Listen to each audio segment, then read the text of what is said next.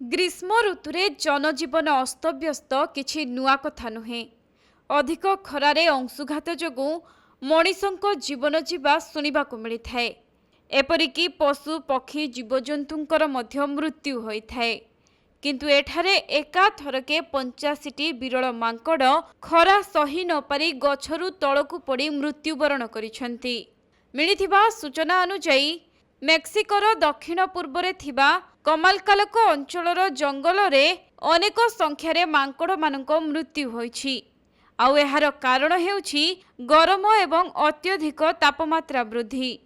तेबे मेक्सिकोरे हाउलर मांकड़ एक विलुप्त प्राय प्रजातिर मांकड़, किंतु प्रचंड उत्ताप एवं दीर्घ दिनर मरुड़ी हेतु एही मांकड़ मानकर अवस्था अत्यंत खराब होई पड़िछि।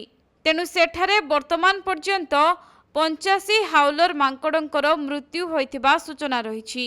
एहा व्यतीत मार्च 17 रु मे 11 पर्यंत 26 जनंकर मृत्यु होई सारिलानी।